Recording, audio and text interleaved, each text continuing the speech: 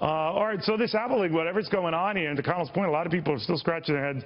What the heck are they up to here? Tech expert Cassie Slane on whether this is an attempt on Apple's part, maybe secretively, maybe a little bit ominously, to sort of trigger a different direction. What do you know, Cassie? What are you seeing here out of them? Well, they're going to have to do more than just keep coming up with the iPhone.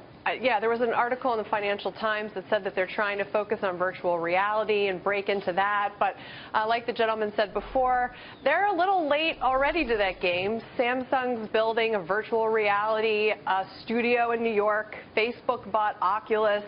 Google's hiring virtual reality experts. So they're definitely looking for a new revenue stream.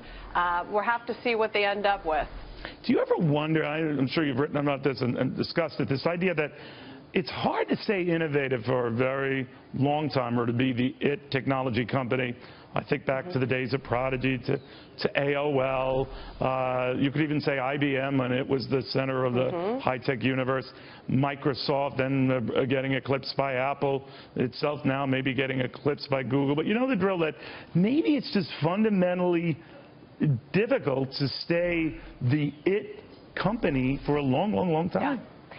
Well, it's really interesting you said that. There was actually a very interesting article out of Harvard Business Review yesterday where they said that Apple is no longer the innovator in the smartphone market, and it's turning into everybody just copying the same innovations. They followed Samsung after making the large screen, and once you're copying innovations with each other, it just turns into classic competition and who just makes the better phone. And in classic competition, the incumbent almost always loses. So it's an interesting thing you just said there. I mean, they're just basically turning into the same thing over and over and over again. Now they're going back to a smaller screen for their phone.